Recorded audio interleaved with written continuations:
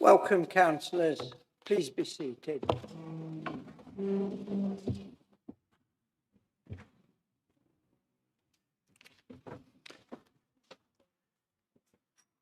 I would like to run through some housekeeping arrangements. Please note that this meeting is being recorded and live streamed to the council's YouTube channel.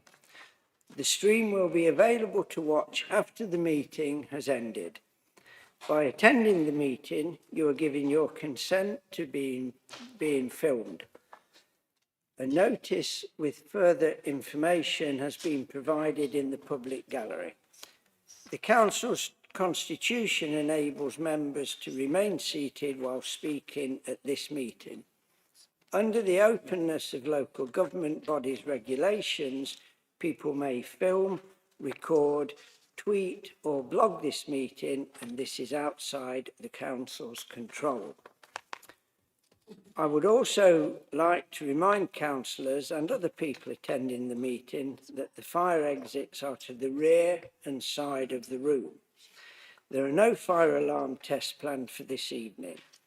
Could I also ask that everyone turns off their mobile phones or switches them to silent so that the meeting isn't disturbed? Councillors are unable to vote on an item if they have left the room during the consideration of that item. The first item on the agenda is apologies for absence. I have had apologies from the following honorary aldermen and honorary older women, except there aren't any from any older women. We have honorary Alderman Stott, honorary Alderman Bush and honorary Alderman Tormey. I have also had apologies from the following councillors: Councillor Rattray, Councillor Lowe, Councillor Wesley and Councillor Bradshaw. Are there any other apologies? Well, that's really good if everybody's got here on time. So maybe record those subsequently. pardon? We might be able to record those subsequently if Yes, yes, indeed. Now, at this point, I'd be asking our guest speaker to address the meeting. It's Julie Harold from the Church of Latter-day Saints, but unfortunately she's held up like a lot of people have, hence the meeting being running late. She's not here yet, so we'll have to miss that item off. So I therefore move on to item 2, disclosures of pecuniary interests and other registrable and non-registrable interests. I will now call on the Deputy Chief Executive to report on disclosures of interests in the business to be considered at this meeting, which have already been made by councillors in advance of the meeting. I would also like to draw your attention to the requirements set out on the agenda with regards to voting and interest relating to setting of the budget and the council tax, which is items 6.1 and 6.2. Thank you, Mr. Mayor. So, Section 106 of the Local Government Finance Act 1992 requires that a councillor who owes arrears of council tax, which have been outstanding for more than 2 months, must declare this at any council meeting which considers the setting of the budget and the council tax, and that they should not vote on those matters. Failing to comply with those requirements if they apply is an offence.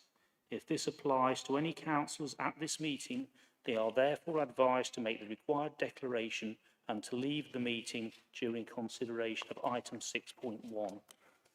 It is also a requirement of the Council's Code of Conduct for members that the existence and nature of all interests must be disclosed. Therefore, in the case of items 6.1 and 6.2 on the agenda, it is suggested that members of precepting authorities declare such interest. For example, this would relate to members of Leicestershire County Council, the Combined Fire Authority, Police and Parish and Town Councils. So we have received a number of declarations which I will read out.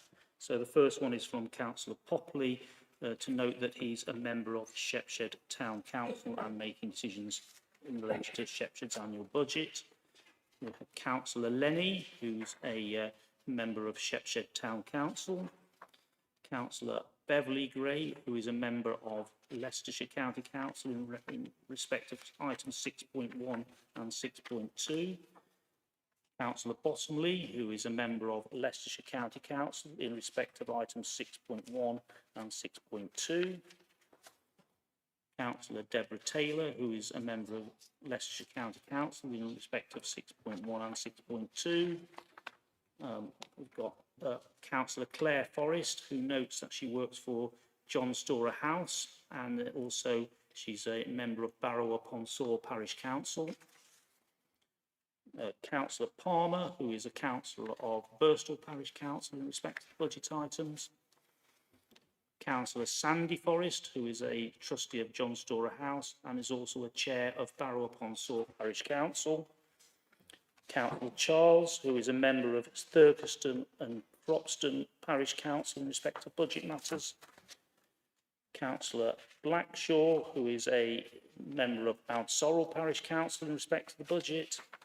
Councillor Mear, who is a member of Leicestershire County Council in respect of the budget items.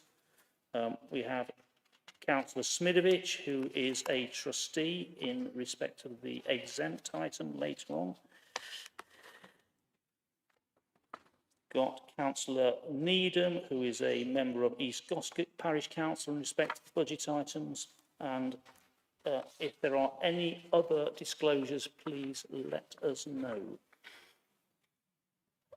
Councillor Seaton.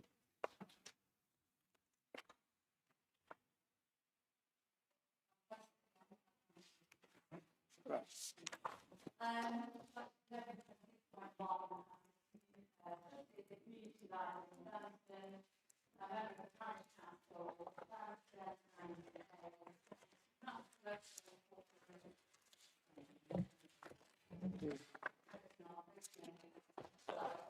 Ridgemere. I'm a member of the Syston Town Council.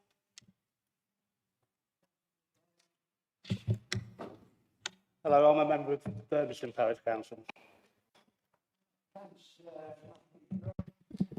6.1 as a member of Thurmeston Parish Council and also a trustee to the Thurmeston Library. Member of the Thurmeston Parish Council and also a borough councillor.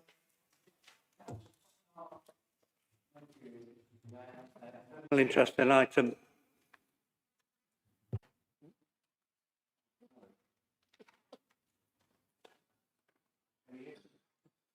Interesting item 8, position statement, clarification of speculative development. Can you hear me? Councillor for Shepshed Town Council. Thank you, Mr. Mayor. Thank you. And can you add me to that, please? David Northage, Shepshed Town Council, an interest in 6.1 and 6.2. And I apologise for being remiss and not doing it sooner. Now, we have our speaker, Miss Julie Harold, has just walked in. Would you like to come forward and I'll introduce you, Julie? I know we're going a bit off script here, but seeing as our speakers arrived now late because of the weather, I'm sure that we can accept this, can we not? Is that okay? Yeah. Yeah. Thank you. Yeah, go to the, and I'll just introduce you now. Councillors, now gives me great pleasure to ask Julie Harold of the Church of Jesus Christ of Latter-day Saints to address the meeting. Julie. This is the microphone. Yes, it is. Okay, I do apologise for being late. I'm sure you all know why. It's mayhem out there. I'm grateful to the Mayor for inviting me to come and do this task for him this evening. As a church, we've been members of Loughborough Council of Faith for almost 30 years. And so we meet all of the mayors, and it's lovely to see them year after year. And whoever is the mayor is the honorary president of the Council of Faiths. So we meet many of the borough councillors, and it's really lovely to see so many people who are willing to give service to their community freely and give of their time and their energy and their efforts. And so as a church, we really appreciate that. I believe that what I'm asked to do is say a prayer at the start of the meeting. So if you're ready for me to do that, I will do so. In our faith, we say prayers spontaneously from the heart. We don't write them down beforehand. We say what feels right on the occasion. The way we use the language is I'll say thee and thine rather than you and yours. We do it just out of respect for God, just to set aside the language of prayer as different from our normal everyday language to make it more reverent and respectful to God.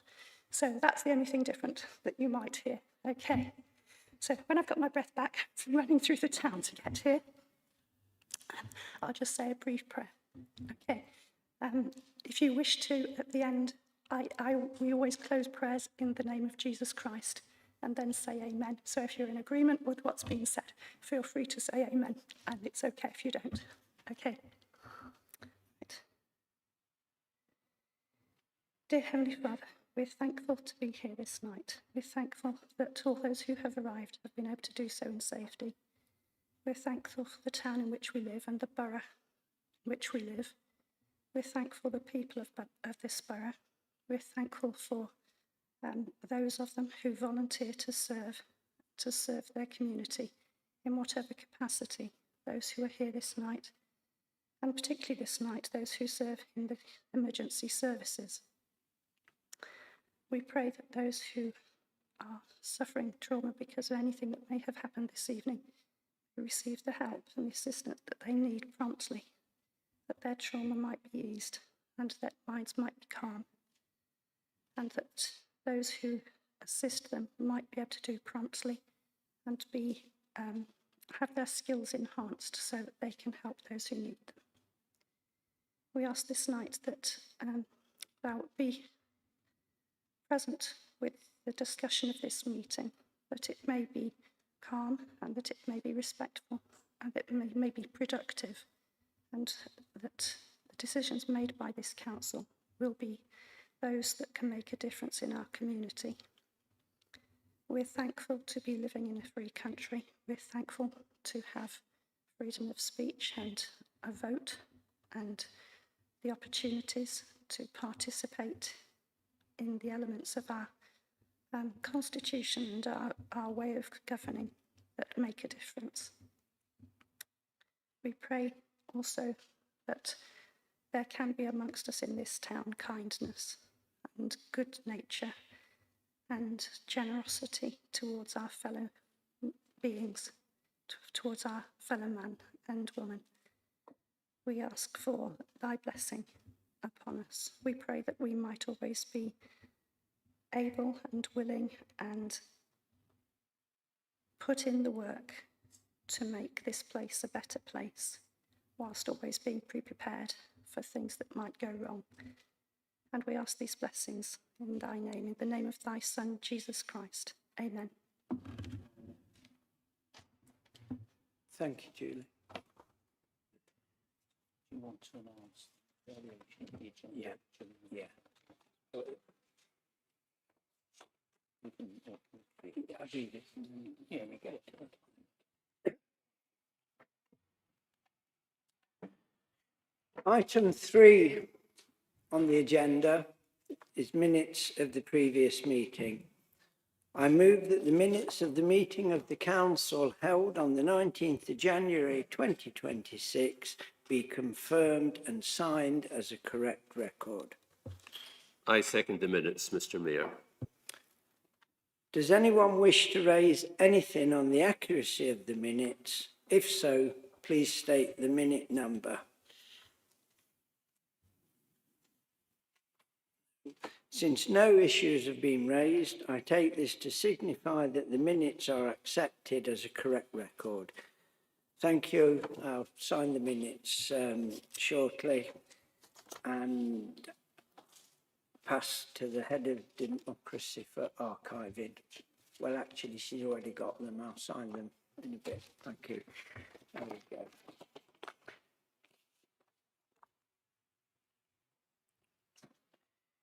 Item 4, announcements. I have a couple of announcements to make. Could I please remind everyone that the Mayor's annual charity dinner is on Friday the 20th of March in this very room. It promises to be a lovely evening with good food, music and entertainment. Thank you if you've already booked a place, and if you haven't yet decided, please do try to come along to what will be a most enjoyable occasion supporting both Rainbows and the Carpenters Arms charities.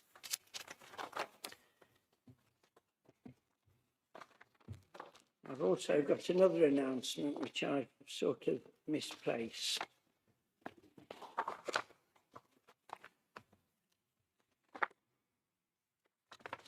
Goodness.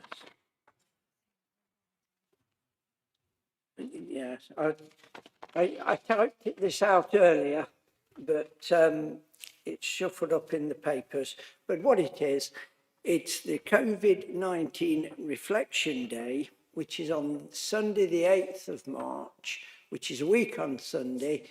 It's at 1 p.m. at the Hope Bell in Queen's Park. It'd be lovely if anyone could come along, particularly as where we're holding it is the Hope Bell, which is more than significant to remember the effects of the pandemic. So that's a week on Sunday, the 8th of March at 1 p.m, a short service of reflection. Thank you. I call on the leader to make his announcements, please. Thank you, Mr. Mayor. I have no announcements to make. Thank you. I call on the Deputy Chief Executive to make his announcements. I have no announcements, Mr. Mayor. Thank you. Now, because Councillor Ashcroft is proposing what is the main item on tonight's agenda, I think it's fair to say we're going to defer that until give them a chance to arrive here. Everyone knows the reason. We've all been held up. I was terribly held up, but still managed to get here a little bit before a lot of people which were held up considerably more, as it were. So there we go. So the next item on the agenda is petitions. Are there any petitions to be presented? No, that deals with that. So 6.1 we're going to skip by. It's just six. We'll go back to that one. We shall go back to that. And 6.2 as well, because Councillor Ashcroft was also to 6.3 do that. Well, 6.3 is a finance item, Mr. Mayor, as well. Yeah, and 6.3 is also Councillor Ashcroft. 6.4 community governance review. I call on Councillor Tillotson to propose the item. Thank you, Mr. Mayor. It's the right time to establish a town council for Loughborough and also a parish council for Broadnook. So this is the first stage in doing that. So I propose that for the reasons set out on page 176, I move the recommendations, which are also on page 176. Okay. Councillor Blackshaw.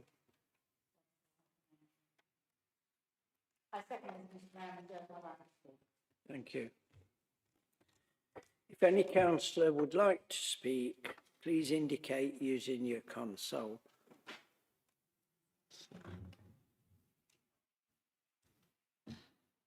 No.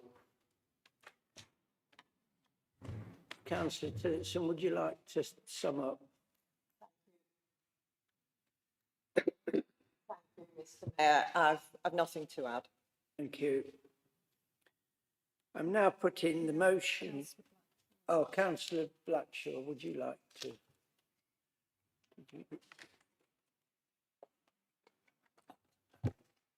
Thank you, Mr Mayor. I have nothing further to add. Thank you. There you go. I'm now putting the motion to the vote. Please vote to use your consoles.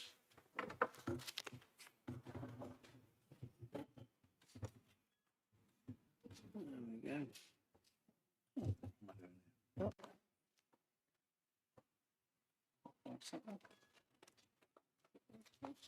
Seems so, yeah. I think that is unanimous. Yep, 44 votes on here. Yeah, the motion is carried unanimously. Thank you.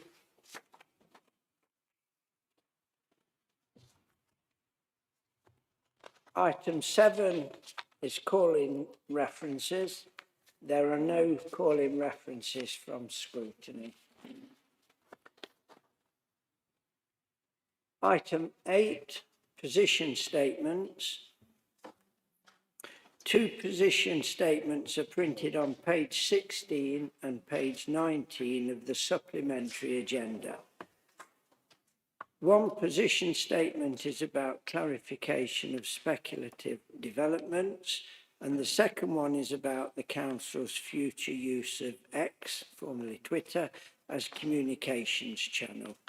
Each position statement will be introduced, and after that, councillors who wish to can speak for up to 2 minutes each, and the discussions can last up to 20 minutes each. At the end of the discussions, there will be a summary.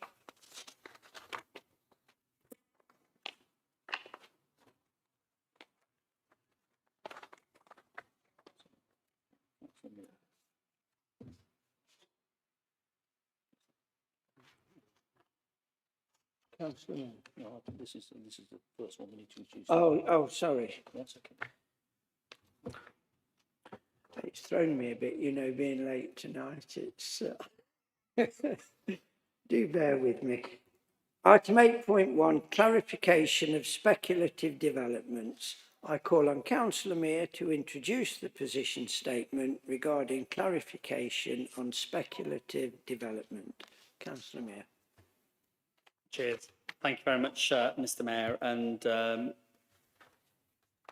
I'll read out the statement first and then we can go into discussion. The Council's official position regarding suitable locations for development is set out in the adopted local plan in policy DS1. This includes a paragraph which states the effect of our spatial strategy is that new built development will be confined to sites allocated in this local plan and the neighbourhoods plans and other land within the limits to development subject to specific expectations set out in this plan. Development proposals which do not accord with this spatial strategy will not be considered compatible with the vision or to meet the objectives of the plan and will not be considered sustainable development and as a result will not be supported. The rest of the position statement answer is there, but I just wanted to draw members that it should be noted that the council cannot prevent applicants submitting proposals for speculative development and the local planning authority is legally obliged to process all applications that are deemed to be valid. This isn't any different now than it was a decade or 15 years ago, Mr Mayor. So I'm happy for the rest of the position statement to be taken as read, and I'll go to questions and considerations. Thank you. Thank you. If any councillor would like to speak, please either raise your hand or do it on your console. Councillor Snart. Mr Mayor, I'm sure you will recall at the last council meeting on the 19th of January, councillor after councillor spoke very eloquently about how we needed to adopt the local plan to stop speculative development within the borough. During the 10 years it has taken to adopt the local plan, we have seen speculative development cause so much concern within the communities. Although I have reservations, for certainty, I supported the adoption of the local plan, mainly for this reason. The position was supported by Head of Service in an email to me, stating the plan won't have the primacy to block speculative development until it is adopted later this year. I note the words primacy to block speculative development. I also note the position of the administration in their response, which in my view is in total agreement that development proposals which do not accord with the spatial strategy will not be considered sustainable development. As a result, will not be supported. After less than 3 weeks from the adoption, a speculative development planning application for 115 dwellings in the Chalmers Forest countryside was permitted, with a recommendation of approval from officers. I asked the administration, after 10 years without a plan, is the new plan worth the paper it's written on, when we already see large speculative development of 115 dwellings approved in the Chalmers Forest countryside? The administration may wish to communicate with the local community who have been told that the only option open to them is a judicial review. Is this putting residents at the heart of everything we do? Thank you, Mr. Mayor. Thank you. Councillor Infield. Thank you. Yes. So, first I should declare my position. I abstained on the vote on the area plan. Area plans are important, and they do remove the tilted balance, which I believe gives developers the upper hand on the sorts of developments that Councillor Snart is talking about. However, and I think this cuts both ways, I don't personally believe that the process of developing the area plan was without flaw. I don't believe it should be taken as a sacrosanct document. And this goes for developments within sites within the plan, which some, in my view, may not be sustainable, although I was told at a recent planning meeting that we had to consider them sustainable if they were in the plan, even if the tangible evidence on the ground said otherwise. So I'm not happy with that position. I think the area plan is a good general guidance. Perhaps the wording there is stronger than I would have had if I'd worded it. It prevents, as I said, the tilted balance, so it's important. But it does mean that the planning committee, in my view, can discuss the pros and cons of developments, either within or without the area plan. But of course, the tendency, of course, is to go with the area plan. So it has importance and it has weight, considerable weight in any planning decision. So I just wanted to make those points. Thank you.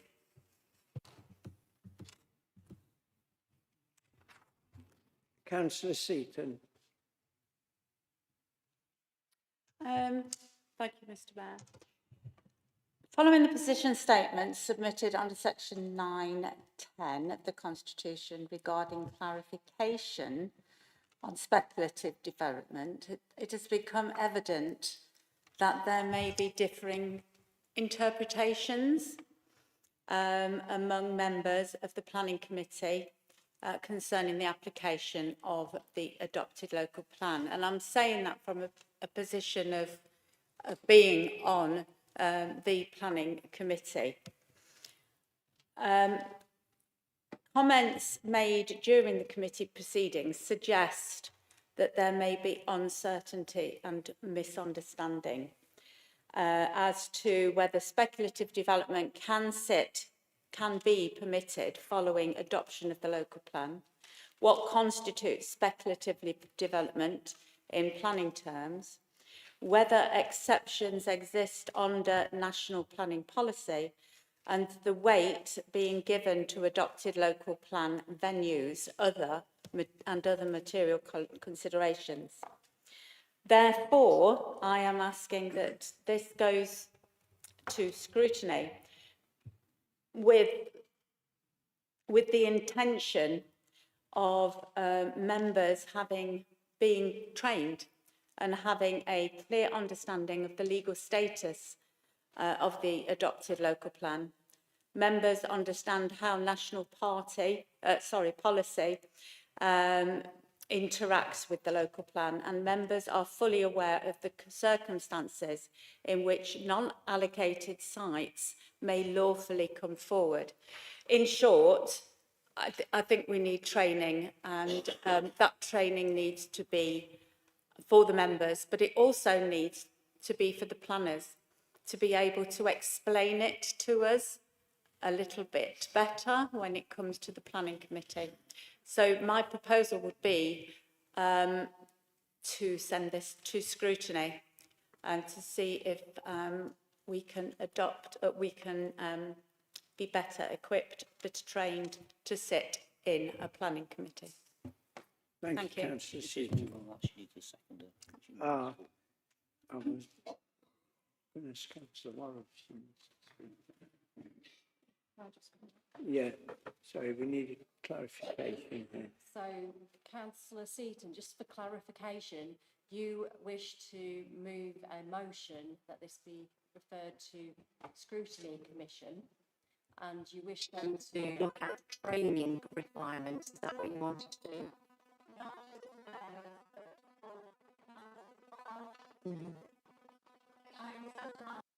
It's explained to us.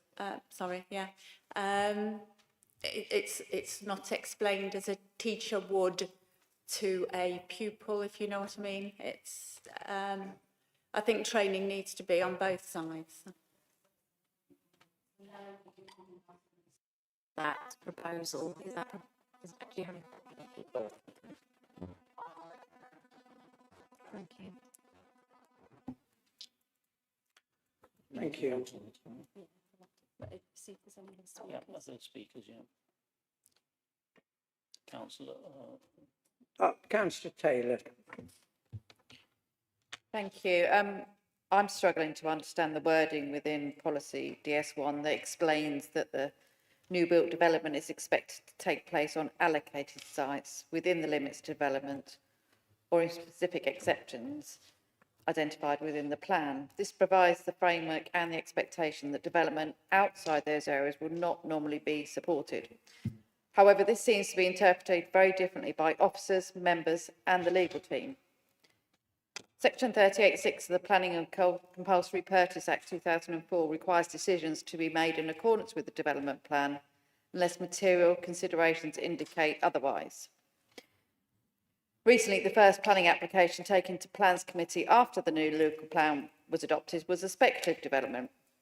It was not included in the local plan, was in the countryside and had many objections submitted by local residents. It was, however, noted to be approved by planning officers, and I think this indicates what Mrs. Seaton's just said there, that there seems to be some differentiated views about what the local plan means, and I still cannot get my head round this direction. I did not support the local plan, and I'm glad I made that decision, as nothing seems to have changed since the local plan was adopted. To say I'm disappointed is an understatement. Our residents feel the same. This local plan has not provided residents with the comfort they needed about speculative development. Anstey is under siege and nothing has changed, and I think there's a real issue here within this council, with the planning department, with councillors, with the legal team about how we are looking at these applications now the local plan is in place, and I have seen no difference whatsoever. Thank you, Mr. Mayor. Thank you. If there's no more speakers, I think we put that motion to a vote. Councillor Worrell. Councillor Worrell, would you like to speak? Yes.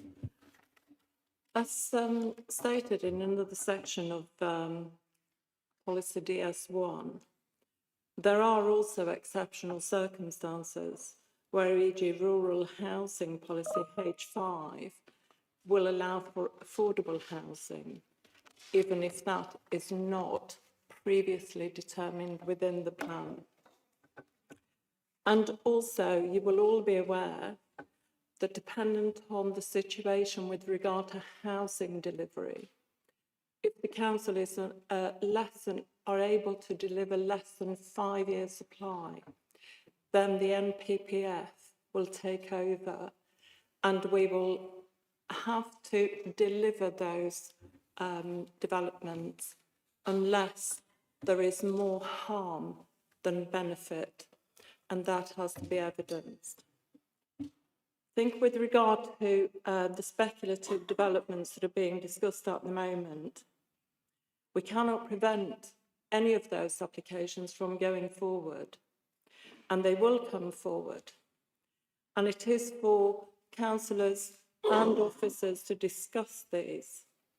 And when they come to Plans Committee, and they are presented at Plans Committee, the members of that Plans Committee are able to make the decision as to whether they should be permitted or not. Thank you. Thank you. Councillor Mayor. Cheers. Thank you very much, Mr. Mayor, and thank you everybody who's speaking on this motion. Councillor Snart, yeah, I can see you're frustrated, and I think you're driven. This this position statement is driven by the application that is in your ward and borders Hinckley and Bosworth, I believe, which was decided last week or the week before by our Plans Committee. But I think just one thing that I need to update you on is this isn't a plan because there was an absence of a plan. This is the plan that updates the previous plan that was adopted in 2013 or 2014. I can't remember the exact date. So we always had a local plan in place, and that actually didn't stop any speculative development. I think all of those speculative developments areas that have been built up in the Soar Valley and in the areas that you're concerned about happened under that local plan. I agree with Councillor Infield. I think this local plan does in fact put some weight back and some power back to the Plans Committee to look at plans in consideration of where they are located, and it adds that added weight, as he said, to it. And ultimately it's up to Plans Committee for them to decide whether they want to proceed or not proceed, and it has been like this forever and a day, as they say. Councillor Seaton.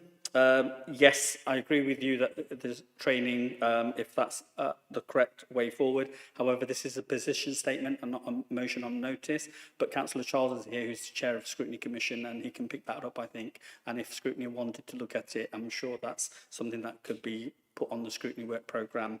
We don't have to go through any votes or anything on that one as well. Councillor Taylor, I invite you to have a one-to-one. I think a lot of that is items that I can't cover off today of lack of understanding or not sure.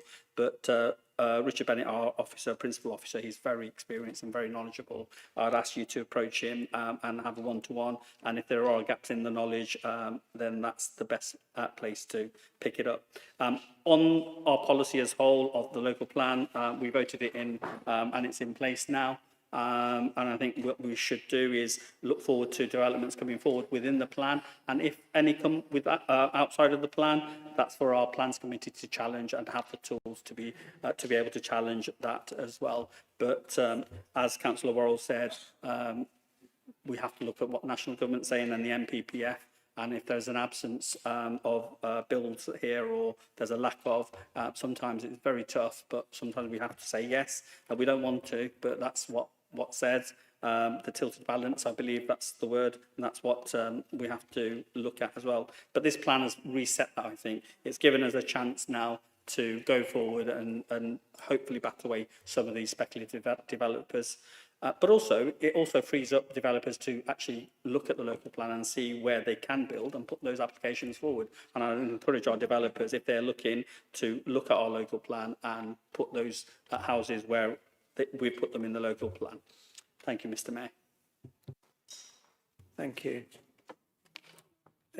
Councillor Snart, we've had this summing up. We're going to go to a vote now on the motion. It's just a point of order. Yes. Mr. Okay. Mayor. I think the leader said that we couldn't refer it back, but I understand we can refer it back to either Cabinet, ordinary meeting of the Council, or any committee as appropriate. So could I get some clarification on that, please? Thank you, Councillor Snart.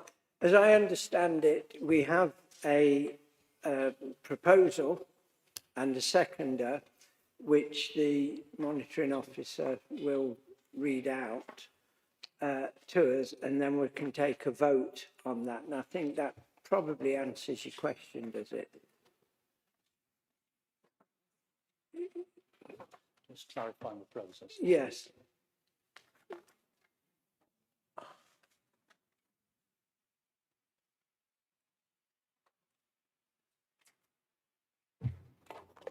So for clarification, I'll read the section of the Constitution relating to position statements, and this is in 9.10 of the Constitution, and it clearly states that at the end of the consideration of the position statement, a motion may be moved to refer the subject of the statement to the Cabinet, the next ordinary meeting of the Council, or a committee as appropriate.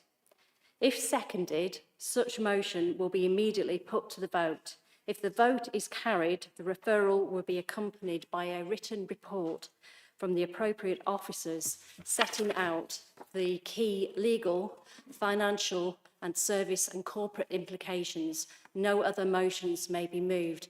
Now, as we have had a motion put forward by Councillor Seaton, which has been seconded by Councillor Boker, this therefore needs to be voted on.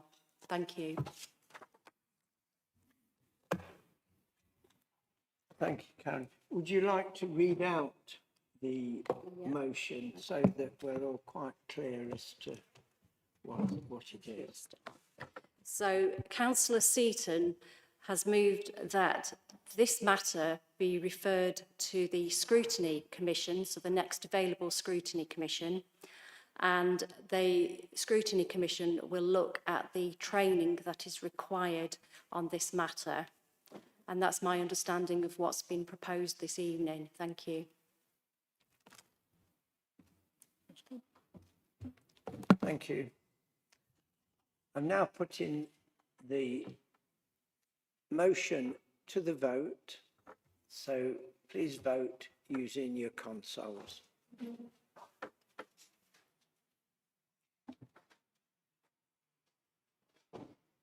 They can see the results, we can't. I can't see that. Yeah, 34 is Motion is carried.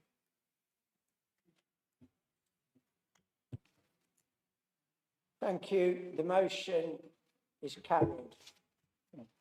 Councillor Scott's here, but I suggest we should carry on and do the second position statement. Yeah. Welcome, Councillor Ashcroft. We're going to go to the end of tonight's agenda and then go back to the beginning where you come in. So, if that's acceptable. Thank you. So that's 8.2. Item 8.2 on the agenda, Charnwood Borough Council's future use of X as a communications channel. I call on Councillor Mear to introduce the position statement regarding clarification on the use of X. Councillor Mear, thank you.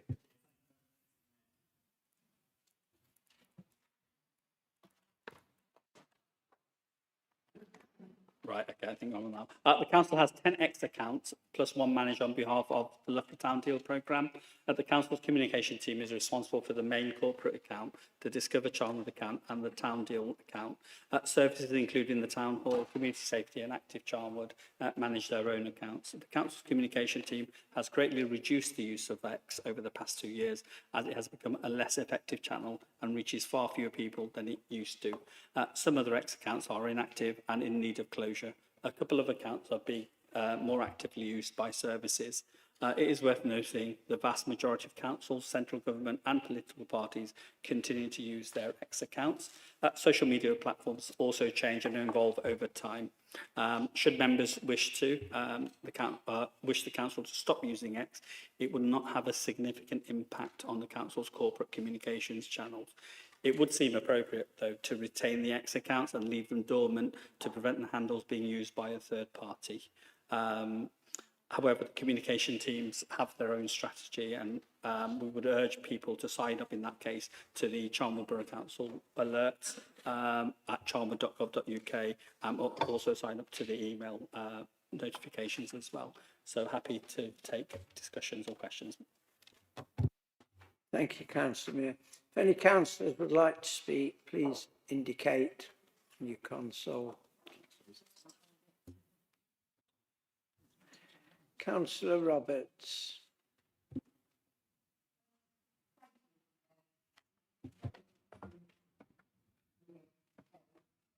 Mr. Mayor, I would just like to say that I think it is wise that we actually leave the X accounts dormant to retain the handle.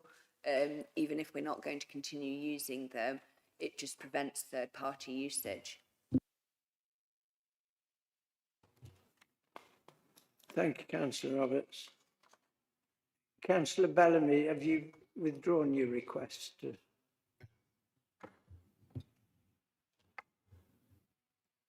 Okay. Thank you, Mr. Mayor, and thank you for the information that's been presented. X and other social media applications have quite a lot of known issues around moderation and the age appropriateness of the content. And lots of people have made various arguments that the content can be racist and transphobic.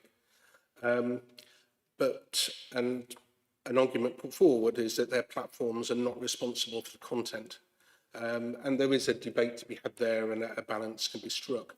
But in my view, the introduction of the Grok generative AI tool has moved it into a different place. Clearly, that content, it creates content and has been integrated fully into the X tools. Grok can only produce pictures based on the extensive training material that has been fed into it. So we know that the X business has decided to include intimate images within that training set. They didn't need to do this. When challenged, the tool was moved behind a paywall, so we're now in a situation where X profits from the generation and circulation of this sort of image. My view is that they've moved the tool into a different place. It's no longer a discussion on free speech and what's appropriate and can be moderated. They are creating inappropriate content, and it's not a safe use of AI. So from the information that's been provided in the briefing, if there will be any negligible impact on the communication strategy, then I would think that the council can take the step of suspending its use of the X tool. But I'd appreciate that other people may have other views, and I'll look forward to hearing those. Thank you. Thank you. Would anyone else like to speak on this matter? No. Councillor Mayor, would you like to sum up, please? Yes, thank you very much, Mr. Mayor.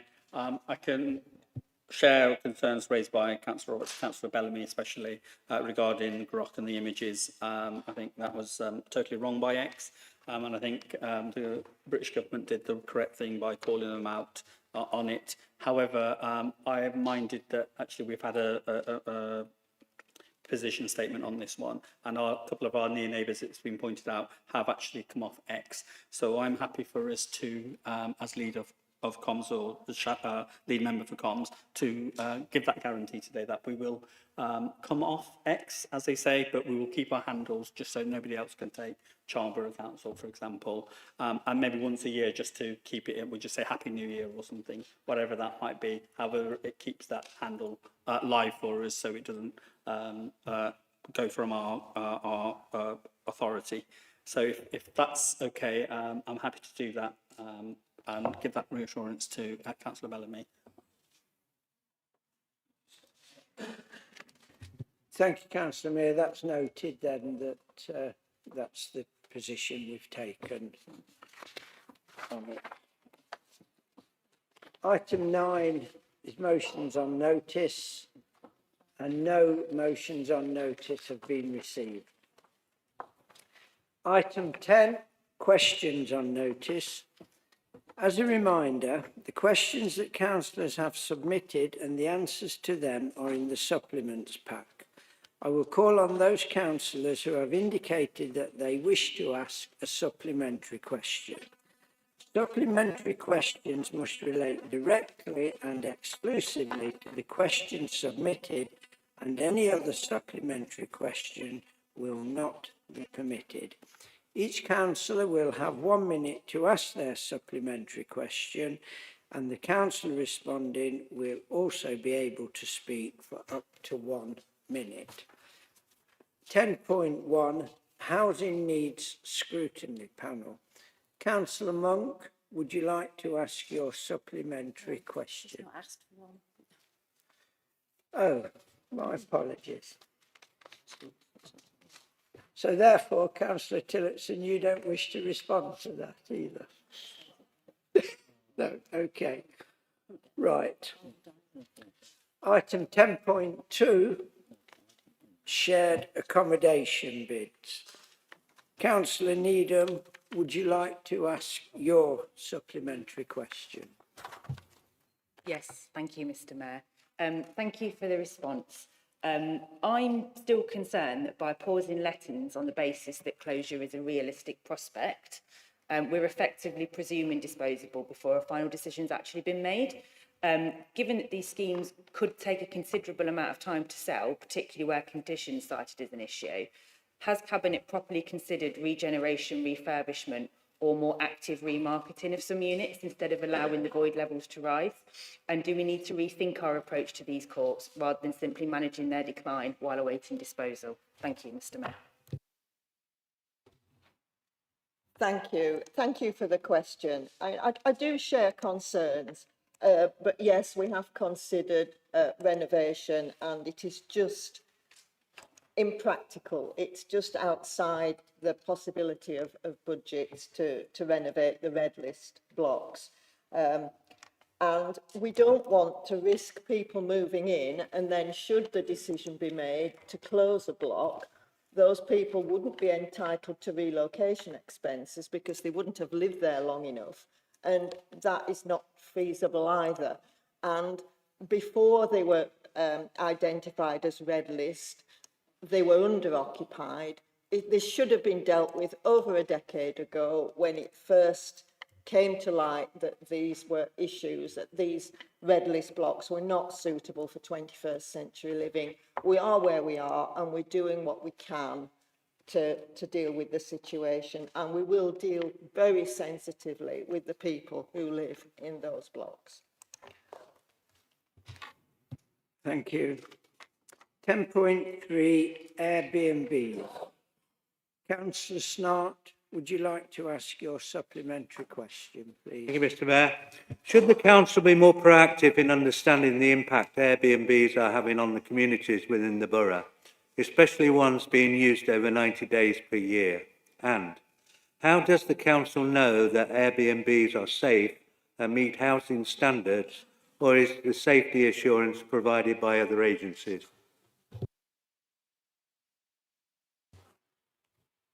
Thank you. Councillor Worrell, do you wish to respond?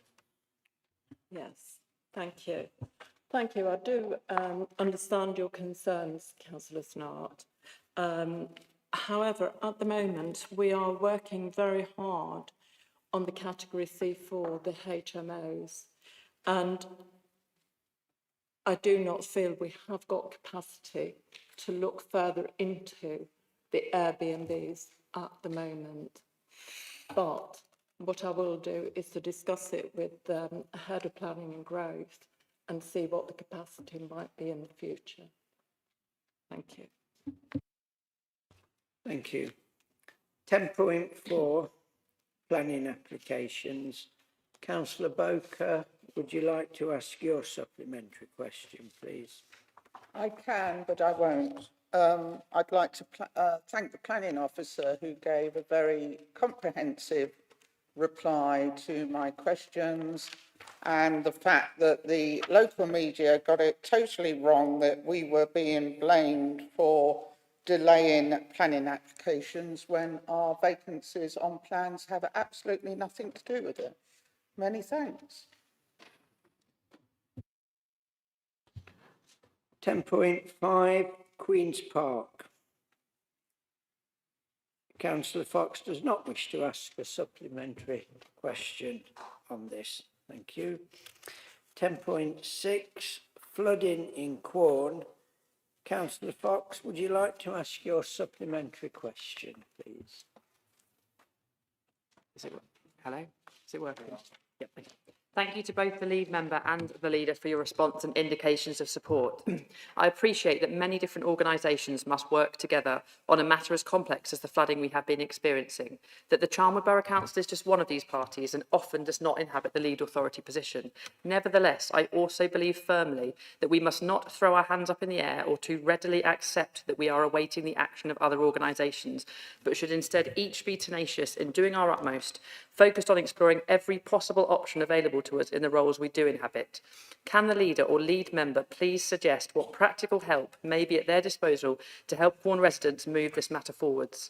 Alternatively, please can you commit here and now to exploring this further and coming back to us with practical help suggestions before the next council? Thank you. Councillor Beverley-Gray. Yeah, thank you, Mr Mayor, and thank you for the supplementary question. I can assure you we're 100% committed to doing everything that we can do to mitigate flood risk in the borough. And as the answer stated, we are engaged in those conversations and we'll be actively seeking to understand whether lowering the levels of the reservoir is a possibility. I'd also just welcome and remind members about our Flood Locker grant scheme, which was something under our direct capacity to implement. And I believe that Quorn have been successful in their bid, so I'm really, really delighted by that. Thank you. Thank you. Item 10.7, legal representation at Plans Committee. Councillor Snart, would you like to ask your supplementary question, please? Mr Mayor, thank you. I ask again, is this good value for taxpayers using external solicitors? In a cost of living crisis, is a charge of £2,573 for this service on one evening acceptable to many struggling to pay their council tax? May I ask again for a breakdown of the cost of each element of the total cost of £2,573, or is this not monitored? Thank you. Councillor Jadiga, would you like to respond, please? Thank you, Mr Mayor, and thank you for your question, Councillor Snart. The Council has a responsibility to making planning decisions that are legally robust, defensible and in the best interests of our residents. The breakdown that you ask for, I will give in a moment, but I did want to point out, as is written in the response that was provided, that we are part of a consortium, so we get a percentage reduction in our legal costs. And turning to the July figure, it's actually £2,152.50. It's the revised amount, and instead of the £2,573. We have a comprehensive and professional service so that the Planning Committee can carry out its statutory duties with the confidence that its decision is legally sound and defensible, that is only prudent and it's in the best interests of residents and taxpayers. Thank you.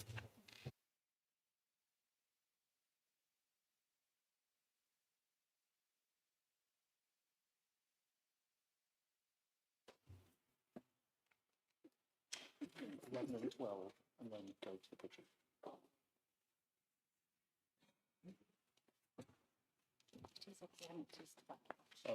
Ah. 11, we'll do it, sorry. Yes. Yeah. Right.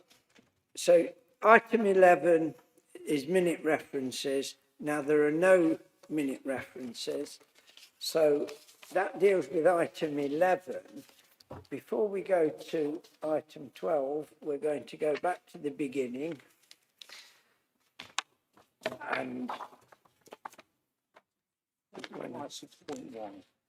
item 6.1. Item 6.1, General Fund and HRA revenue budgets and council tax 2026-27. Can I draw everyone's attention to the supplementary report? May I remind councillors that it is a legal requirement that all votes taken on this item, including votes on amendments, must be recorded votes. There is also another slight difference in the procedure for this item, in that in addition to the normal rules of the length of speeches, one member of the Conservative group, one member of the Labour group and one member of the Green group have the right to speak for 5 minutes rather than 3 minutes in debating the budget. It would be helpful if the councillors exercising this right and councillors proposing amendments could indicate that they are doing so at the beginning of their speech. I call on Councillor Ashcroft to propose the item. Thank you, Mr. Mayor, and thank you also for rearranging the agenda to give me a chance to speak on the budget. I believe these budgets strike an appropriate balance between financial prudence, sustainability, provision of excellent services, and also fairness to our residents. It can be seen that we are recommending an increase in council tax by 2.5%, which equates to an increase of £3.87 per annum for Band D property, which is compared with a maximum of £5. This figure was selected after analysing what was the minimum we could raise council tax whilst maintaining the working balance at the end of the 3-year settlement period above the recommended minimum of 3 million, whilst also maintaining our current levels of service. As seen in the report, the council continues to face significant pressures and uncertainty, and it would be financially irresponsible to run down our reserves, such as we would lose the robustness and ability to face external pressures which are out of our control. In an environment in which many local councils are increasing by the maximum amount, with this increase in council tax, we will continue to have one of the lowest council tax charges in the country. Whilst we are supporting our residents by not increasing our share of the council tax by the maximum amount, we are also committed to serving our residents by delivering excellent services and providing value for money by continuing to look at service efficiencies. And this budget enables us to do this. We are also committed to backing our communities. This is indicated by our funding of the Charnwood Community Grant Scheme and providing funds for the development of neighbourhood plans. We have also set aside in this budget £500,000 to fund expected local government organisation costs this year. Mr. Mayor, for the reasons set out in the report, in the supplementary agenda, I move the recommendations set out in the report in the supplementary agenda.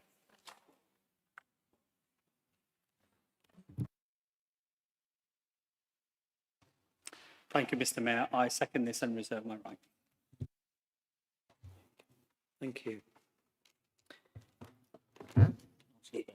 Councillor Baines. If possible, I'd like to move an amendment, Mr. Mayor. Okay.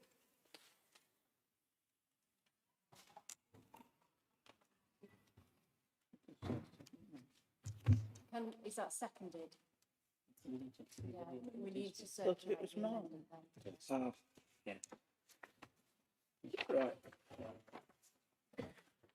You're on, Mark. Councillor Baines' amendment is being circulated to everyone just now. It does need a slight change.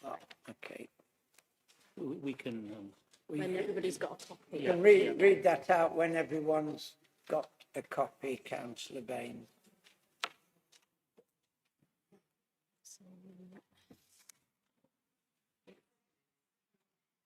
Yes, it is. Yes, that's right. I think now we've got it, when we've distributed it, we'll let Councillor Baines read it out, and everyone can correct it, and then Councillor Charles can second it in due course.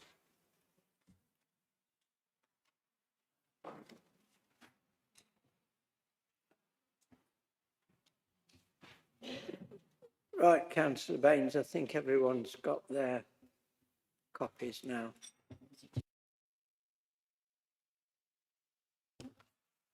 Thanks very much, Mr Mayor. So the motion is, in light of the cost of living burden Charnwood residents are facing, we propose that this council resolves to freeze council tax for the next financial year, so 1 year, which will have a cumulative impact over the next 2 years leading up to local government reorganisation. The resulting shortfall is approximately 700,000 at the max revenue, and that shall be funded via a drawdown from the general fund reserves.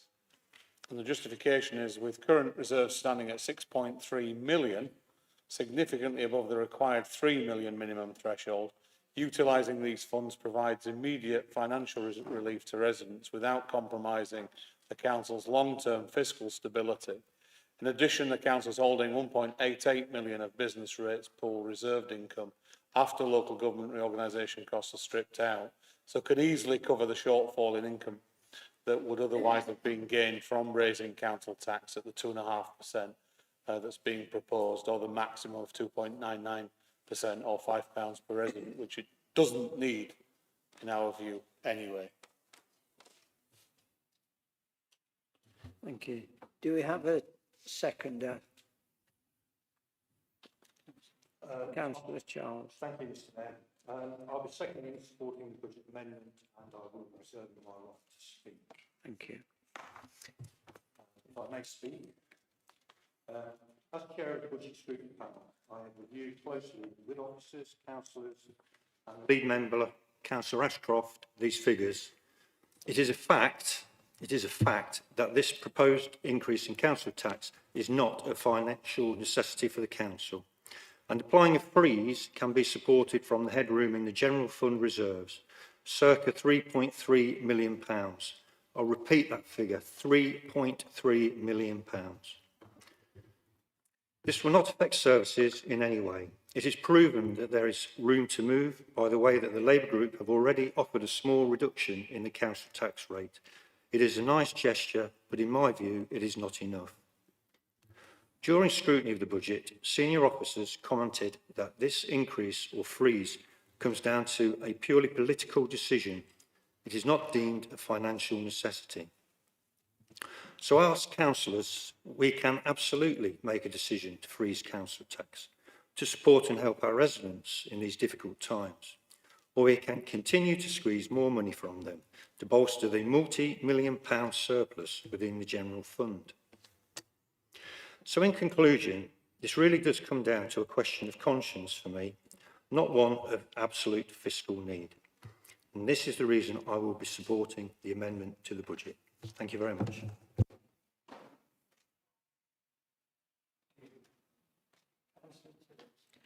Thank you, Mr Mayor.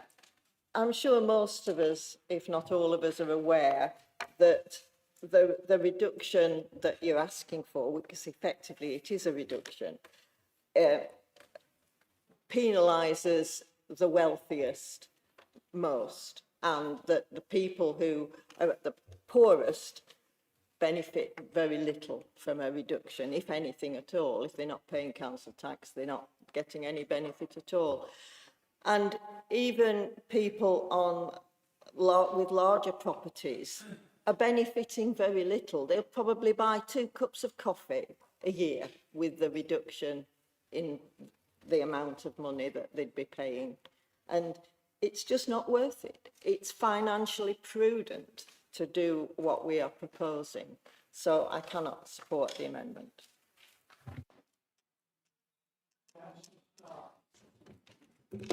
Thank you, Mr Mayor. I hope all councillors will vote for this Conservative amendment, which in the current circumstances will help hard-pressed households. I don't go along with the ones that are suffering the most on this. It's not the right thing to do. I understand this is not a large amount of money, but when families are hard-pressed, the well-known saying is, every little helps. You may recall I have previously raised the large increase that may arise if the preferred option of the North-South Unitary is successful. This is thought to be an extra over 8% increase due to harmonisation with Rutland, this is an extra bit that we're looking at again, and it will be extra to what we're actually looking for today. So therefore, I think it's right to look and say that we should reduce this from in our amendment to zero and take it out of reserves and keep services as they are, and therefore I support the amendment. Thank you. Thank you. Councillor Popley. I see 100% administration questions, the same questions repeatedly. I think we must have all asked the same question 3 times, and this is the 3rd year I've sat on the panel with Mark, and I think Paul's been with us the last 2 years, and the amount of times I've asked questions and we've never been given the straight answer is astounding. One of the questions that we did come back to was this it's like this evasive, like vagueness to why they're doing it, and we couldn't pin them down for why they're doing it. It just seemed to be the thing we should be doing. And I made a point on I think the last meeting we had, it's a very strong possibility in the next 2 years we're not going to exist anymore as the council. And yet we've got these multiple sums of reserves waiting and piling away, and we're not doing anything with it. Now, I'm not advocating we should chuck everything down the drain, but why on earth are we asking people in society to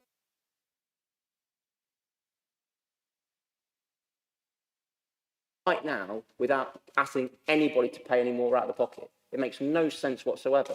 So I back up Councillor Charles's point about morality. I think we should support this argument we're putting forward tonight. It seems a total free win for us all sides of this aisle in this room, that we could do this, and it wouldn't cost anyone any face. We'd already be doing out of it, it's saving people money. So I think it's a great idea, we should support it, and I hope both parties opposite will do the same thing. Thank you. Thank you. Councillor Beverley-Gray. Thank you, Mr Mayor. As an administration, we've listened to the recommendations of the Budget Scrutiny Panel, and we've reduced the council tax increase to 2.5%, which is the lowest we can implement whilst maintaining financial stability and sustainability. At a rise of 2.5%, we ensure reserves stay above the recommended minimum, and crucially, we don't just protect the services that we're offering our residents, we give ourselves headroom to improve those. To freeze council tax would be fiscally totally imprudent and would impact on our ability to provide and improve these vital services, and ultimately our residents would suffer. So for that reason, I can't support the amendment. Councillor Bottomley. Thank you, Mr Mayor. Advocating for using reserves, while other members have argued that using or relying on reserves is irresponsible in another chamber, is the definition of hypocrisy and demonstrates a level of game playing that is irresponsible and beneath everyone here. Thank you. Councillor Fox. Councillor Ashcroft and the administration, I think what goes to the heart of this is, what is the purpose of your reserves? What is your motivation? I believe you just said is to buffer external factors. An external factor that needs buffering is the cost of living. The finances should be governed and managed for the benefit of residents. I don't believe it's the intention, but it's coming across that they are being managed for the sake of an orderly spreadsheet. This is not financial prudence. This is financial stinginess. It feels driven by an irrational need to safeguard reserves, which are supposed to be there for the benefit of residents, but they're being safeguarded while residents go hungry. Councillor Tillotson, again, I'm sure this wasn't the intention, but I'm surprised that that amount of savings has been belittled for those who don't have very much. It feels as a council a little out of touch, and to be honest, a little patronising. To use your analogy, maybe they want 2 more cups of coffee, rather than us having £6 million worth of reserves. We are, over here, we're known to be a financially frugal party. That's one of our identity, and even we are telling you, you can spend it on residents. That's what we're all here for. Those reserves should be safeguarded to make life better for residents. And to go back from my initial thing, it feels like you're doing that just to have a nice orderly spreadsheet. I will support this amendment because we don't need this rise. Residents need more money in their pockets. Councillor Anne Gray. Thank you, Mr. Mayor. My head's starting to spin a bit. Maths is not my forte, as you probably know. So I thank the councillors, the members who have put the maths into this, done the figures on both sides. And thank you to officers also for the budget. They put a lot of work into this. Who built up the reserves? It was not this administration, and times then were just as hard. And then I've realised that we all want great services and we'd all like them as cheaply as possible. However, reserves aren't like some kind of holiday fund. They're not there to be used just when we feel like it. They're there for a reason. We never know what's round the corner. Look at our CEO, what's happened since he came to Charnwood. First of all, we had the plague of COVID. Then we've had devastating floods. They're by no means over yet, I dare say. And then we had the fire next door. We can claim on insurance for our building, but sometimes you just need funds to be liquidated in a hurry. So what's the next thing that's going to happen? As I said, we don't know what's round the corner. For all we know, a helicopter could crash into our offices and we may need some cash very quickly then. I hope not, by the way. Freezing council tax will have an effect on those who pay more council tax. The Band D people, for most of our residents, it's very small, and as has been pointed out, some of them won't see an increase at all because of benefits.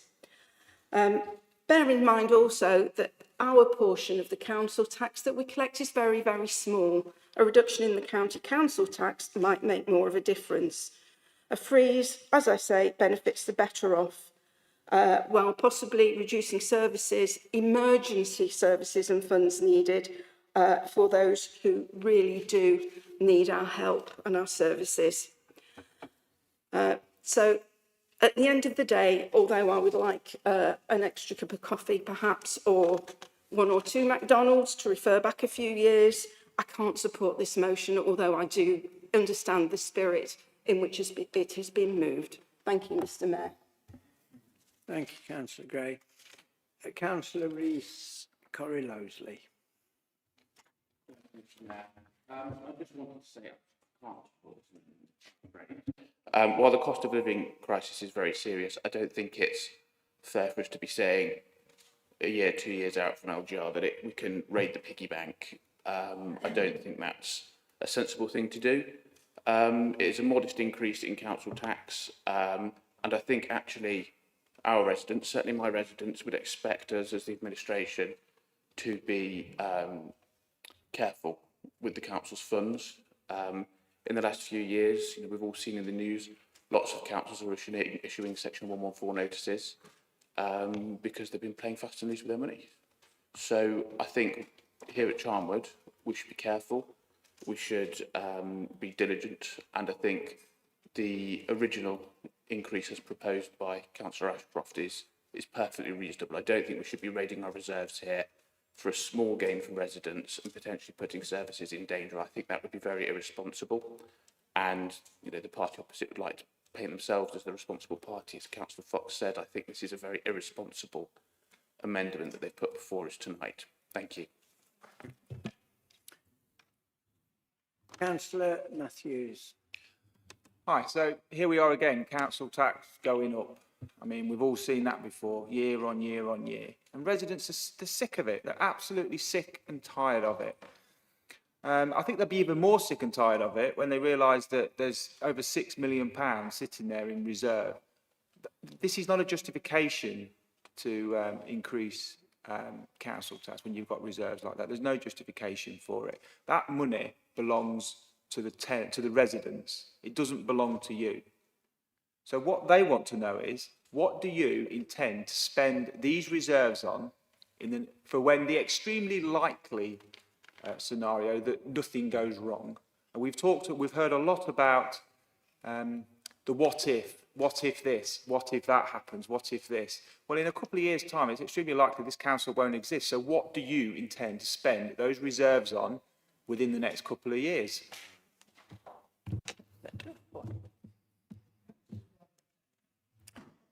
Thank you, Mr Mayor. I'm not sure residents will appreciate the comment by Councillor Tillotson. I think when she's listened back to it, I'm sure she'll realise and perhaps apologise to residents, because I thought that was a very bad comment to make, especially in these times.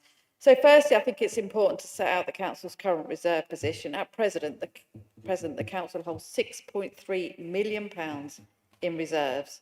The Council's own policy identifies £3 million as the minimum level needed to maintain financial resilience for the helicopter crash. And I think this means that the authority currently has 3.3 million more than it needs to meet that minimum threshold, over double.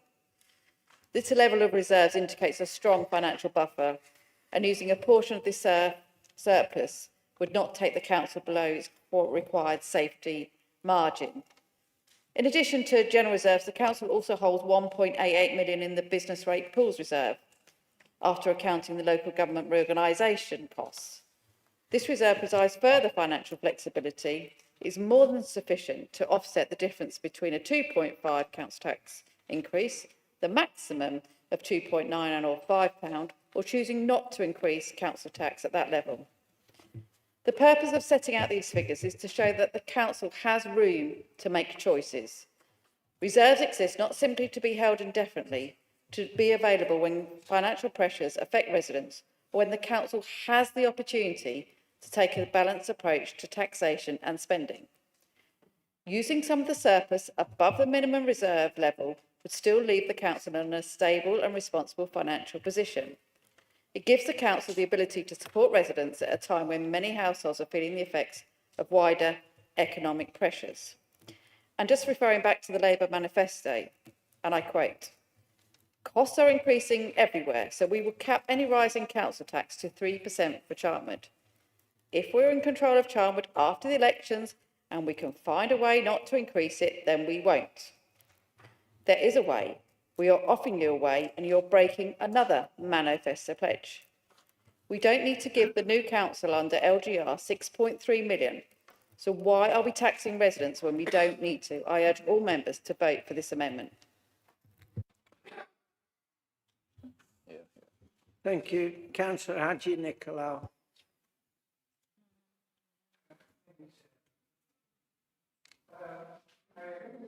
Councillor Matthews, in what he said, 100%. If we increase the council tax, we don't increase the council tax to put the money in the bank account just in case of the helicopter crashes on the ground. I assume we increase the council tax to improve the services. Can we have a guarantee that this administration will provide to us robust, transparent and clear data of which services will be improved? Can we expect that from the administration? Thank you. Thank you. Councillor Infield. Thank you, Mr. Mayor. So we hear a lot of talk about the residents only being interested in whether they might save a little bit on their council tax. But of course, many residents are very dependent on services and the quality of services. I don't think the discussion's got the balance of that correct. And also, yes, we will only exist for a couple more years, but we should be responsible in enabling the successor unitary authority to have sufficient reserves to continue delivering high quality services. And also, as a unitary authority, they will have far many more responsibilities and financial uncertainties. So I think we would be irresponsible to simply say, let's run the clock down so we hand over zero to them and they can start again. That would just result in chaos and a dereliction of duty to our residents. Thank you. Councillor Brooks. Thank you, Chair. So the proposal is for a 2.5% council tax increase, which would raise around 700,000 from residents. But at the same time, the authority holds 6.3 million in reserves against a required minimum of 3 million. I hope my understanding of that's correct. So reserves are there essentially for resilience, and nobody disputes that. We all need to have reserves. But when it stands at a level that's more than double what's required, you need to ask what those reserves are there for. So at the moment, the motion is that we freeze council tax. And the arguments against that is that it mainly benefits wealthier households, which I'm a little bit disappointed in from the administration. I think that's a poor comment to make, because it doesn't just impact the wealthiest. Many middle earners, pensioners, and most of our residents will be impacted by this. What we're asking is, what is the proportionality about balancing the financial security and what is the fairest thing to do for our residents? I do feel that raising the council tax just for the sake of raising it when there doesn't seem to be any substantiation around what it's going to be used for is not a fair argument. So I'm in favour of voting with the motion to freeze council tax. Thank you. Thank you. Councillor Needham. Oh, thank you, Mr. Mayor. I'm going to use my 5 minutes to speak on the budget as group leader at this point, because it feels like the best way to do it, just to make you aware, Mr. Mayor. But I might not necessarily use all 5. I'd like to begin by saying that this group really has considered both the budget and amendments potentially to it very carefully. Nobody's going to take any increase in council tax lightly. I was interested in the idea of not raising it all, or by raising it a small amount, because we all really do understand that households are under pressure. But I think we also have a responsibility to be honest about how council finances work. The proposal in the budget is a 2.5 increase, which is below the maximum allowed, and it's not excessive. I think it's worth noting that actually the borough's element of council tax remains lower than many of the parish precepts in the communities that we represent. It is actually a very small amount of this council tax bill. The Conservative amendment suggests a 0% rise and plug in the shortfall with reserves. On the surface, that sounds attractive and it might make a good headline, but we have to look seriously at what that actually means for the future. Even if we use reserves, council tax is cumulative. It doesn't reset each year. So those reserves, which could be used for things those reserves could be used for things that residents will feel much more than an extra £5 or £10 this year. Those reserves will be gone. No rise this year doesn't remove cost pressures. I think it actually pushes them forward, and it's going to compound them over time. Choosing no rise or a very low one permanently reduces that base that the council can build on for future years. We might be able to absorb that this year, but the gap grows over time, and that directly affects our ability to fund services for our residents properly. It sounds really simple to say we don't need it this year, so don't take it, but it isn't that simple. And I think we do our residents a disservice if we pretend that it is. I don't think residents will thank us for saving them what amounts to a few pounds this year if it results in instability or service cuts or much larger increases later on. The financial position we're in today was built over several years, including when the Conservative group led this council. They made the case then for prudent budgeting and for taking a long-term view of council tax decisions. And to be fair, that approach actually contributed to the stability that we're discussing tonight, which is why it's important that we don't abandon that principle now. If you believed in careful forward-looking decisions when in administration, you should believe in them in opposition too. Residents expect consistency, not positions that change depending on where we sit in the chamber. And just to add on that, I too cringed at the cups of coffee comments, but I remember very clearly a few years ago that exact analogy being made by the Conservative group about that budget proposal. The Green Group looks at every budget on its merits. It's not about backing one party over another. It's about doing what we're elected to do, which is making decisions that aren't always the most popular, but are fair, responsible and sustainable. Despite what the amendment says, this will compromise the council's long-term fiscal stability. And to go back to the comment of conscience, I can't, in my conscience, jeopardise that for the sake of what sounds like a very simple decision when it's not. The balance sheets do look good this year, but every councillor in this room knows we have to think beyond one financial year. We face rising costs. There is still a lot of uncertainty around reorganisation and wider pressures on local government finance. And I don't think it's responsible to reach for the lowest figure simply because it sounds good in the moment. We really do think that the 2.5 strikes the fairest balance we can. It avoids the maximum rise, it recognises pressures residents are under, and it helps protect the council's financial stability so that we can continue delivering services properly for our residents. This matters not just for the lifetime of this council, but whatever the next incarnation of council comes afterwards, it will still be serving the same residents. So that's why we will support the budget and reject this amendment, because we think it's the best and most responsible choice for residents, both now and in the years ahead. Thank you, Mr. Mayor. Thank you. Councillor Meyer. Thank you, Mr. Mayor. Sorry, the light went off then. We have listened. We've listened to Budget Scrutiny Committee. The original draft budget was proposing a percentage higher than the 2.5% we've settled for. So Councillor Ashcroft sat in those meetings and he was quizzed and he gave a response and he took back the feedback, and we have listened. And we've listened and we made a very prudent budget. Let's not forget we took over in 2003, and if you sat on the February on this side, as our Conservative colleagues did, they had an MTFS that only had, at the end of this financial year, the one we're in, not the one we're discussing, only £310,000 in reserves in the MTFO. And if you fast forward now to this year, we're probably going to have just over £6 million in reserves. And that's what difference having a Labour administration makes. We've invested in our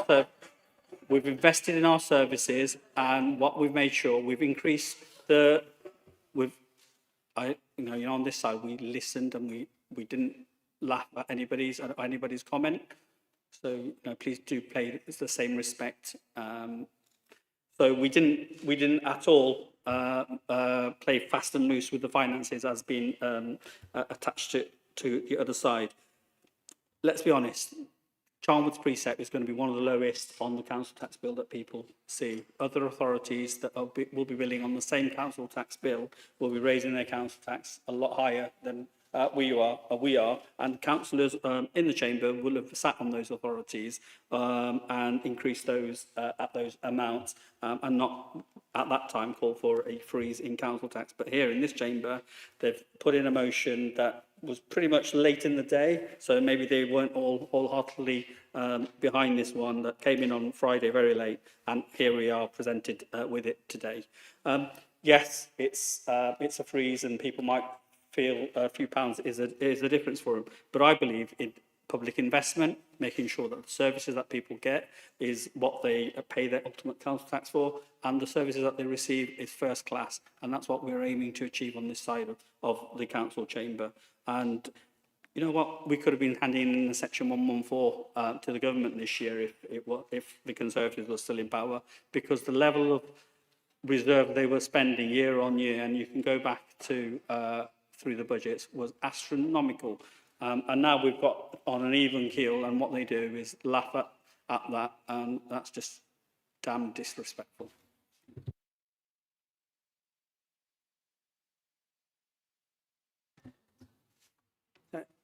Councillor Boker. Thank you, Mr. Mayor. I hear everything that Councillor Meyer says, but I would challenge just a few things. I don't believe financial stability is challenged if you keep council tax as low as possible. The existing services are protected anyway. And I think at the end of the day, we are taxing residents for the sake of taxing them. The cost of zero or a frozen council tax is actually just 700,000 cumulative over 2 years. and when we reorganise it next year, council tax is normalised anyway. So at what point are you actually going to spend this extra council tax? And that's the issue. What are your projects? What are you going to improve? You make statements that sound wonderful, but I don't see how they're going to materialise. And as I said, I emphasise that the actual cost is only 700,000 over 2 years. And that came straight from the Director of Finance. Thank you. Councillor Haynes. Thank you, Mr. Mayor. We need a minimum of £3 million in reserves to protect us from disaster. We have a balance of £6 million. We have a disaster. Our balance goes down beneath £3 million we have to recover. It's no good just having a minimum balance that we need to recover from disaster. We have to have more than that. That is just obvious to anybody that thinks. It's not a case of raising more money, is it?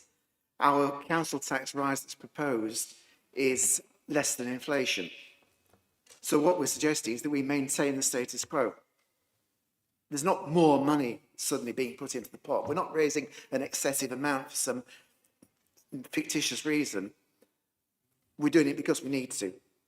So I support the original motion.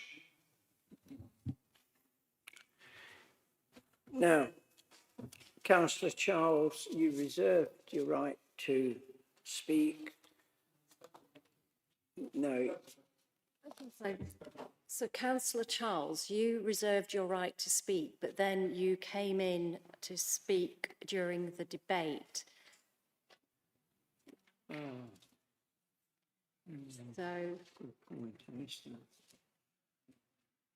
So normally you've in a way you've dismissed your right to speak because you spoke again actually during the debate. Procedure, and it does say that there I get 5 minutes and I can reserve my right to speak. So I assumed that meant I would be able to reserve my right to speak again. Or why would it be there?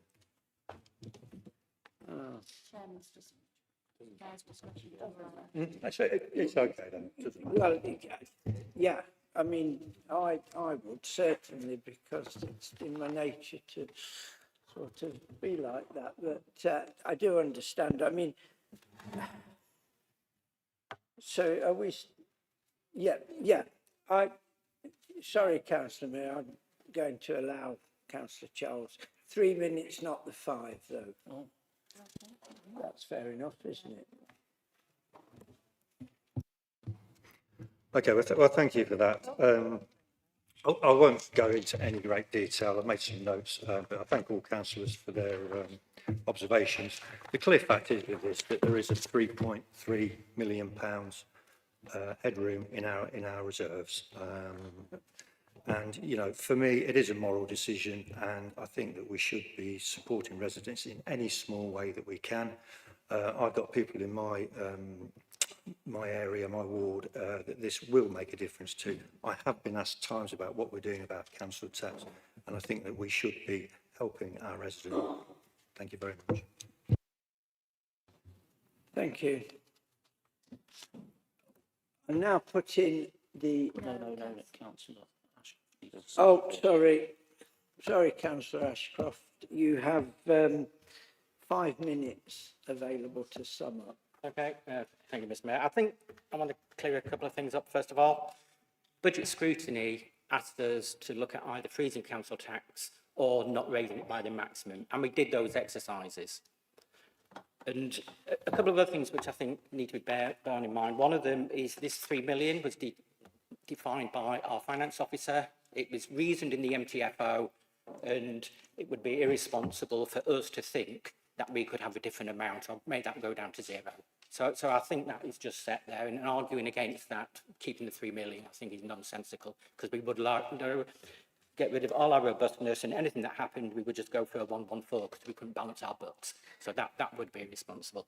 There was a good point made by Councillor Haynes, I think, that if you've got that, if it goes in the first year, then we can't get it back. So it's gone. So we've now gone to a very weak position if it goes in that first year. So we do need to maintain more than that. The other thing which I don't think people have taken on board is that we've got a 3-year settlement. Okay, we usually get 1-year settlement. We've got a 3-year settlement. And we have to make sure that we're financially sound over those 3 years, not just next year, and not even just next year and the year after. Also, the first year of the unitary is also covered by that 3-year plan. So we have to make sure that you don't go under that 3 million in 3 years. Okay, and we've already talked about the cumulative effect. So if we decide to freeze it, we lose £300,000 this year, but we also lose £300,000 next year, and we make the unitary lose £300,000 as well. And there's no way of getting that back. So we're immediately taking funding away from the new unitary, and we don't really have the power. It's irresponsible for us to do that, so that's why we shouldn't do it. So what we looked at is, what is the minimum we can raise it, and the new unitary will still have the 3 million. And that was 2.5%. So this wasn't done arbitrarily. And this whole thing saying you're making this up and you've got lots of reserves, it's not. It was done so that we responsible, and we hand over within the 3-year settlement a sound financial situation to the new unitary, and to do anything else would be irresponsible, and you would have that situation. Okay, if we froze it this year, but even if there's maximum on the next 2 years, that would be nearly £1 million lost, which the new unitary would inherit. So by freezing this year, we would actually be hamstringing both ourselves and the future unitary. Also, the proposed increase is less than inflation, when many council costs are actually increasing greater than inflation, and we remain in the lowest quartile across the country in the second lowest council tax in Leicestershire. So I don't think you can say that we're overcharging council tax for the excellent services that we provide. Also note, it's always been mentioned that we only comprise 6.5% of council tax. The other elements, which is the county, the fire and the police service, are all increasing by more than 2.5%, and in some cases over 6%. So I think residents, when they look at their tax bill and they see it going up, the fact that it's not gone up by a minuscule amount more than they're expected, it will not be significant. So in order to not look at short term, just next year, to look over the 3-year settlement, I think we should not vote for this amendment. Thank you, Councillor Ashcroft. I believe we're now going to put this to the vote. Now, it is a recorded vote. It should work with a bit of luck and a fair wind through the monitors. If it doesn't, then we'll have to shout the names out and go yay or nay to it. So please vote using your consoles for or against the motion. Okay. Yeah. Let's go. I think it's okay.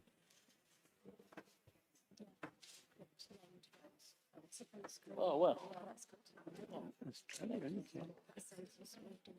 I have put red. So how many? So we should get 47. 47. We got 47. 28, 15, 28, 29, 36, 46. 46. Pete Westley is not voting. He's not here. He's not here. He's not So, here. so it's 46. So we should have 19 Conservative, 19 Labour. Yeah.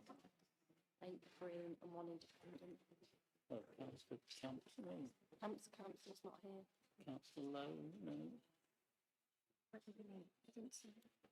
So who's not voted? So we've not got, we shouldn't have.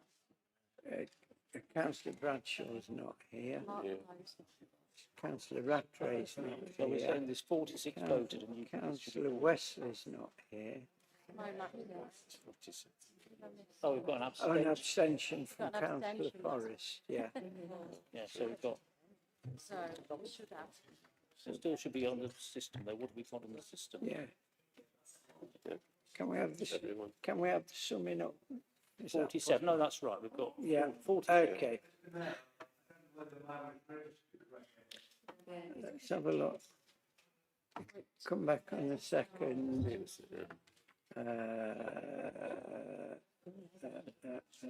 Councillor Snort, yes, it did, Councillor Snort, you're registered. So we believe there was 40, we believe there should be 47, and we have got 40. Yeah, we have got four. So, yes, we have 19 votes for the amendment. We have 28 votes against the amendment. So the amendment is not carried. So we now return to the original motion. There's one abstention. No, she's corrected it, because that's why, and it's been Councillor, Bellamy, I think it was. it was Councillor Sandy Forrest. Yeah. Yeah, it's, we've got, it's 28 and 19, isn't it? So it's 47. Yeah, So, 47. yeah, correct. So we return to the substantive motion. Each speaker gets 3 minutes unless they've used their 5 minutes in the thing. So, does anyone wish to speak, or do I go straight to Councillor Mayor then? Does anybody wish to speak? Yeah, that's what I've just asked, but no one's saying they do. Does anyone wish to speak before we go to the closing speeches? No?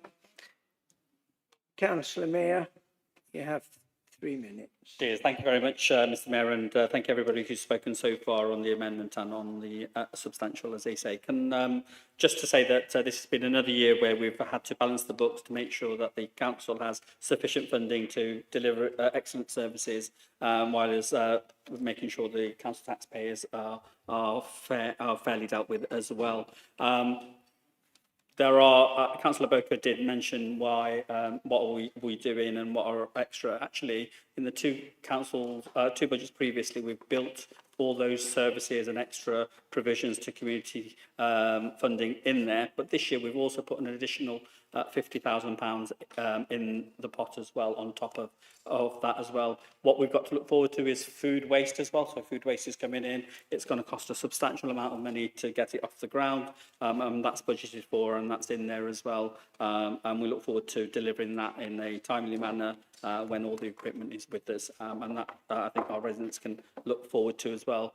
We've mentioned it in the main motion as well, but we've limited council tax to 2.5%, which is less than what we had in the initial draft budget.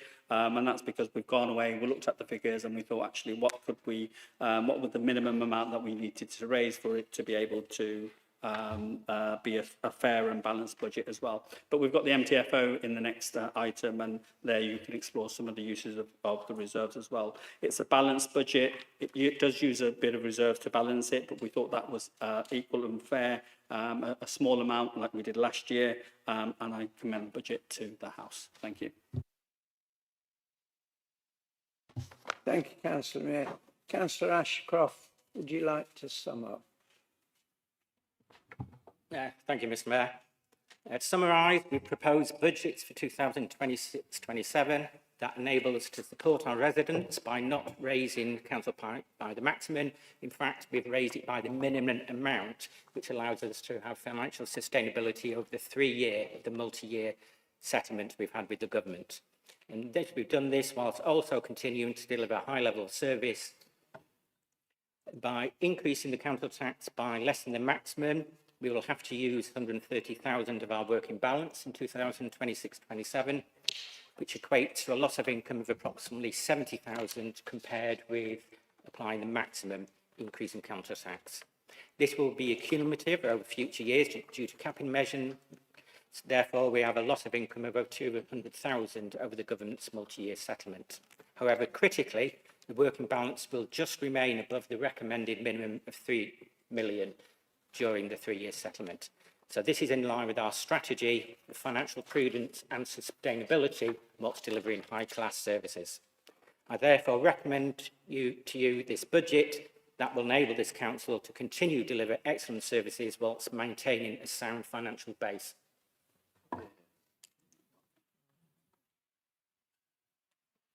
See if he does, just let him.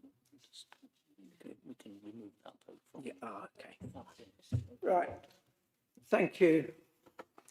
I'm now putting this to the vote. Recorded vote. And it's a recorded vote again, as the previous one was.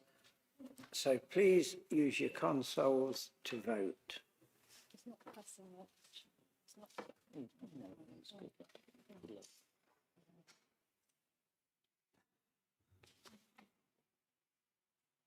Yes, that's what it is. Okay. And I think just say I'm afraid as you were out when the debate was happening, we'll have to discount it. Right. We have the results. Now, one councillor did leave the room during the debate, which was a no vote. So the motion is carried with 29 votes for, 16 against and 1 abstention. So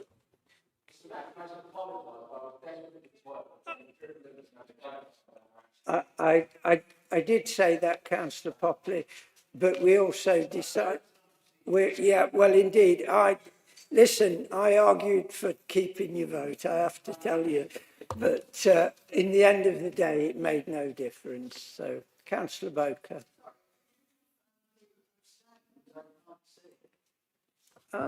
It's not come up on, it'll flash onto here again in a moment. No, we'll just try and get it back on the system, Councillor. Yes. So we can have a Yeah, the team will try and get it back on the system, but either way, we do have to publish the results anyway, so we can get a report out of the system, but it might be till later.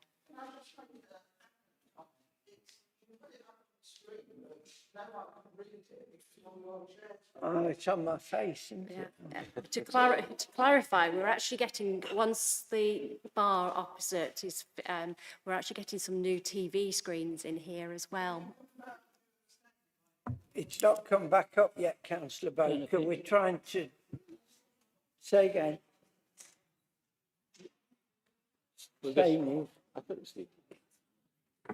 It was Councillor Harper Davis.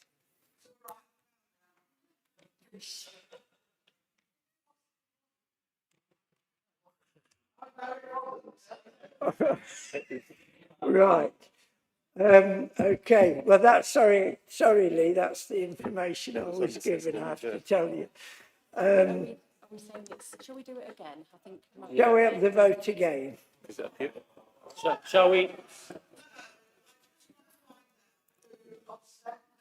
Well, the information we got that it was Councillor Lee Harper Davis, but you know, if we're disputing that, then on the screen. Yes. I saw on the screen. We will double check and that and. Yeah.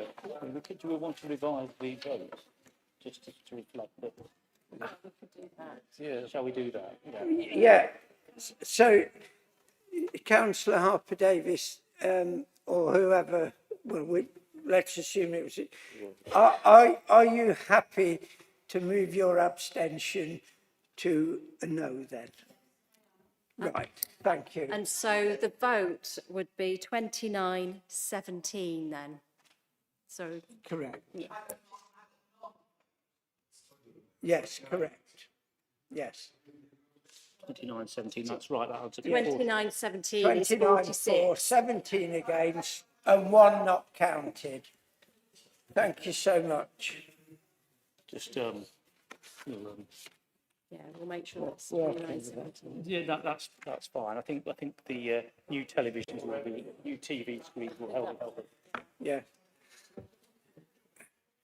Now, listen, I'm told when we get the new screens, we won't have any of that happening ever I again. didn't quite say that, Mr Mayor. but- Well, no, you didn't, but yes. It's a request for prayer. Yeah, we're going to take a 5-minute break as of now. Thank you.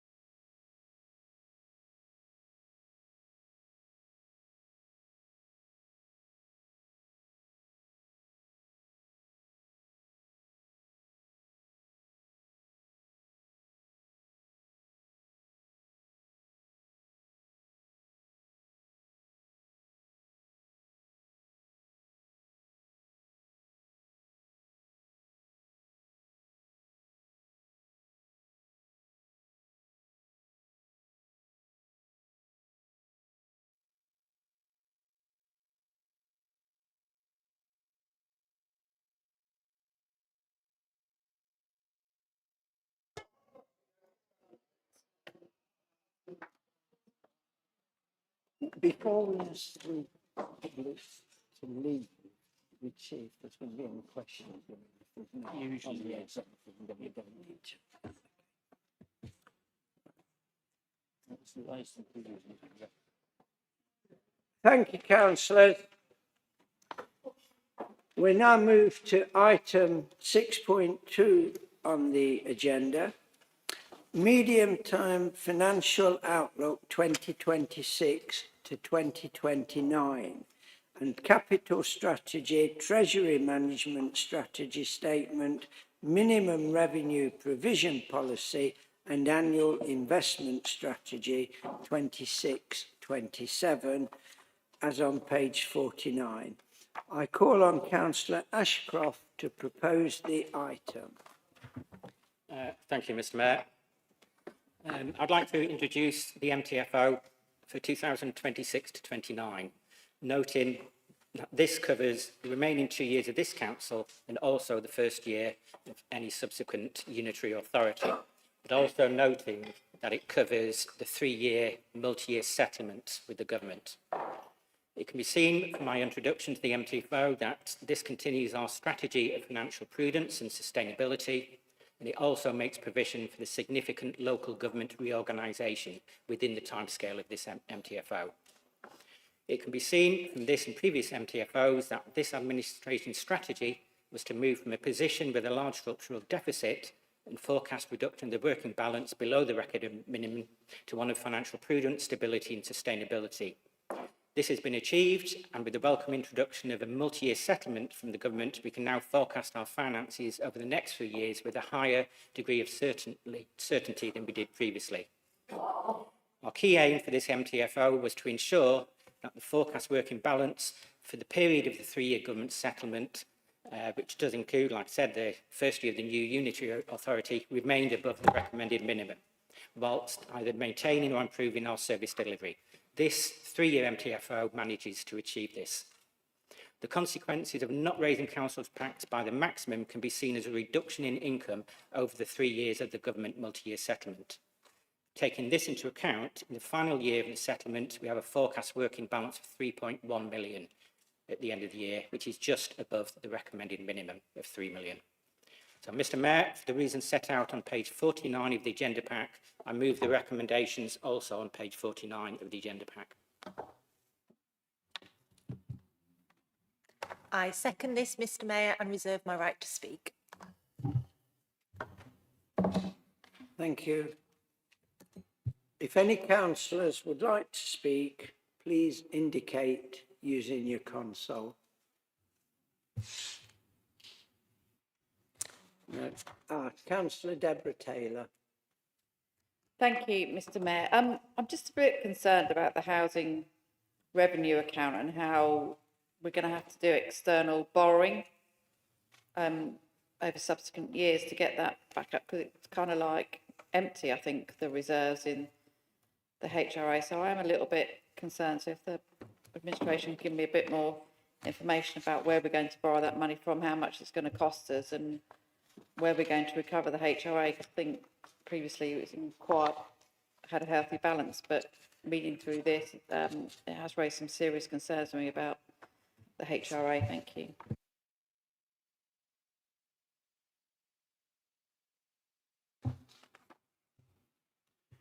Thank you. I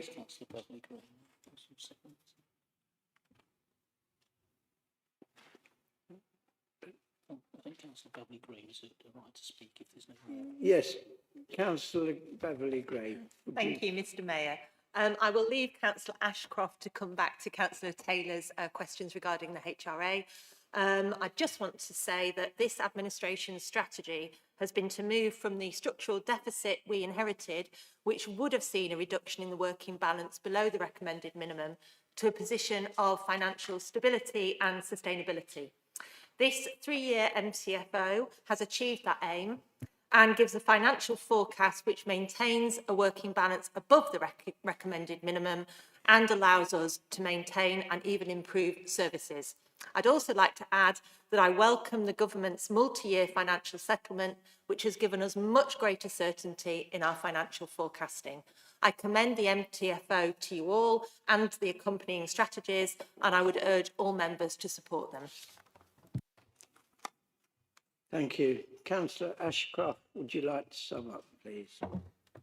Yeah, I don't think I need to add much more on the general fund because we've discussed this, but it's correct that there's been stresses on the HRA, and this has made it necessary to use reserves to balance the budget for 26-27. The reasons for this are due to partly investment in our housing stock, but also meeting government regulations such as the damp and mould requirements, and also to reduce voids, because this allows us to increase our rental income by reducing the voids. We've had to invest heavily in the short term, but now we wish to move to a sustainable position. So having exhausted our main reserve, we're now going to move to a balance back to where our income increases our expenditure. So we're going to be looking very closely at the short term at expenditure, and we're also, together with our external consultant Savills, we're working up a new 30-year HR business plan to hand over to a following authority. Thank you, Councillor Ashcroft. I'm now putting the motion to the vote. Please vote using your consoles. And this is not a recorded vote as such.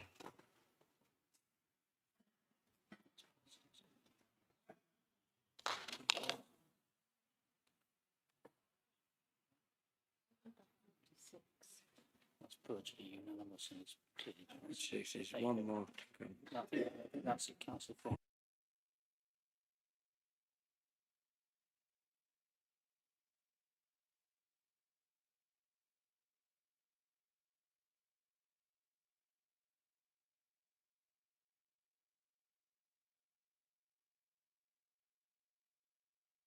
Sorry, item 6.3 on the agenda, capital plan amendment report, as on page 160 of the pack.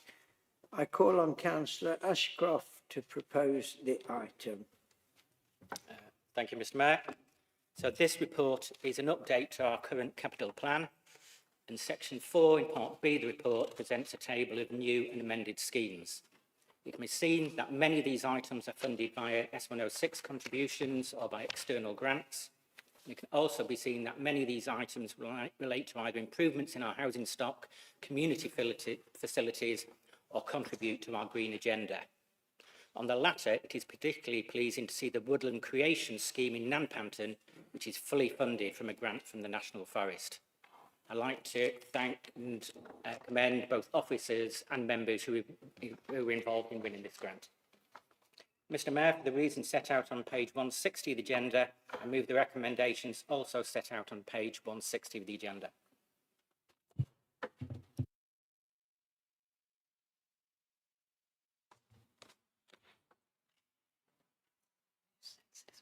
Sorry, Councillor Jadija. I support this 6.3 and reserve my right to speak. Thank you. If any councillors would like to speak, please indicate using your console. No. Councillor Jadija, would you like to add anything to that? Thank you, Mr. Mayor. I support this proposed capital plan amendment. As Councillor has said, Ian has said that the scheme is going to support the residents in terms of community housing.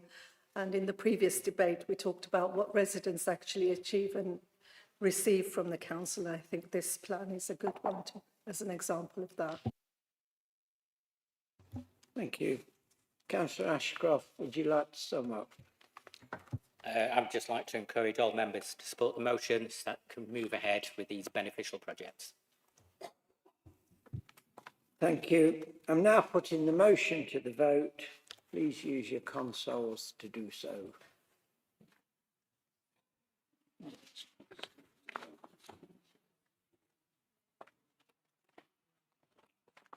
So what something like that to the person asking to see them and to speak to them? Yeah. Thank you. The motion is passed unanimously. Now, we go from up to item 12 now, which is urgent executive decisions as on page 223 of the pack. This is a report to inform the Council of decisions taken under urgency provisions. Now, if any councillor would like to speak, indicate using your console. Please note that the appendix is exempt, and if any members have any questions, then I will need to move the exclusion to exclude the press and public. So only if there's any questions to be asked do we need to do that. There's no takers, so that is noted that proceeds.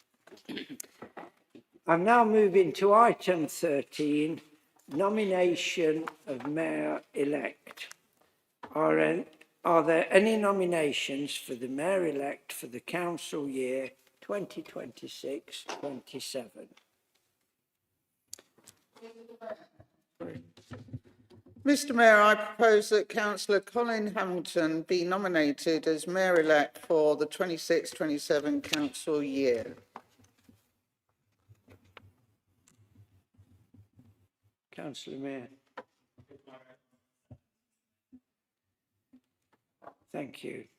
If any councillors would like to speak, please indicate using your console. No. Okay. I'm now putting the motion to the vote. Please vote using your console. Oh, yeah. Sorry, Councillor Boker, would you like to sum up? Yes, indeed, it's my mistake. I do apologise. No problem. You said you were a bit hubbly-bubbly, having been caught in the... Okay, I totally support this nomination, and I know Councillor Hamilton will make an excellent mayor. I'm sure he will carry out his tasks with great diligence and fortitude. That's it, Mr Mayor. I don't like to exaggerate too much. Thank you, Councillor Voker. I'm now putting the motion to the vote. Please vote using your console.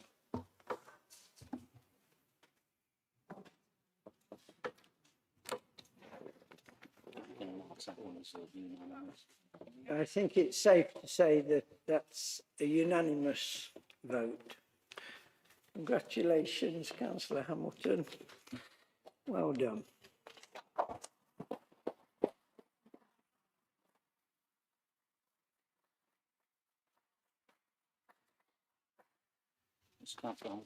Oh, yes, indeed.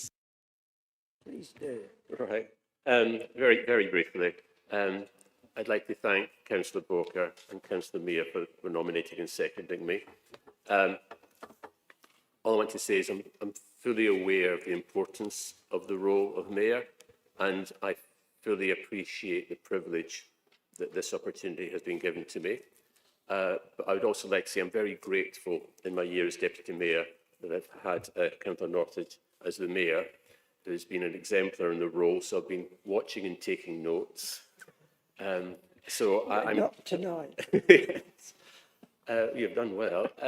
So I'm looking forward to the year ahead, and I shall endeavour to fill the role to the best of my abilities. Thank you. Thank you, Councillor Hamilton. We now move on to item 14, nomination of Deputy Mayor-elect. Are there any nominations for the Deputy Mayor-elect for the council year 2026-27? Not 25-26 is written on this. For the year 2026-27. Councillor Mayor. Thank you, Mr Mayor. I propose that Councillor Jeff Lawrence be nominated as Deputy Mayor-elect for the 2026-27 council year.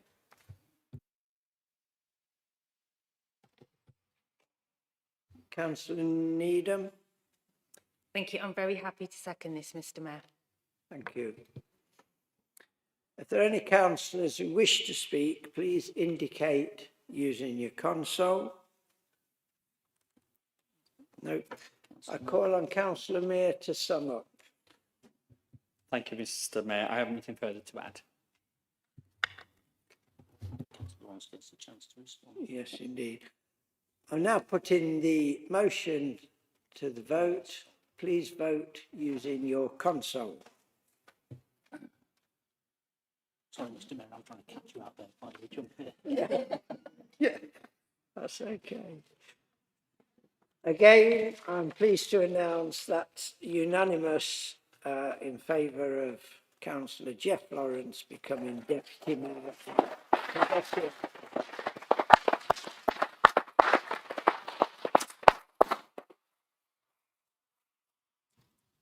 Councillor Lawrence, would you like to speak?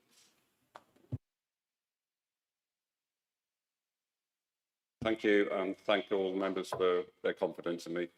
I'm really grateful for that. Thank you. Thank you very much. Item 14, appointments to committees. I understand there are some changes to committee memberships. I call on Councillor Boker to propose the item. Thank you, Mr Mayor. I propose that Councillor Harper Davis be appointed to the Member Conduct Committee to fill a Conservative vacancy. In addition, I wish it to be noted that Councillor Leon Haji Nicolaou was appointed to the Plans Committee on the 30th of January 26. This was a delegated decision taken by the head of democracy and is required to be noted at the next full council meeting. That only leaves us one to fill now. Seconded. I second. Thank you, Councillor Baines.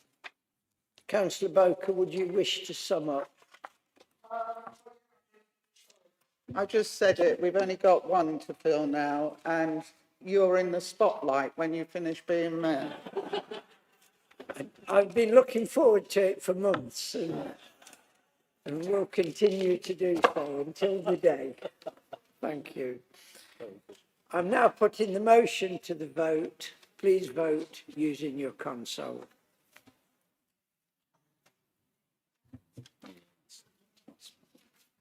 Unanimous or passed. Anything else? Thank you so much. That's a unanimous vote for that, which brings us to the close of business. Thank you so much, everyone, for attending, coming out on an awful night and getting held up in the dreadful traffic, and bearing with us while we started the meeting late. But thank you so much indeed. The meeting has now ended. Thank you.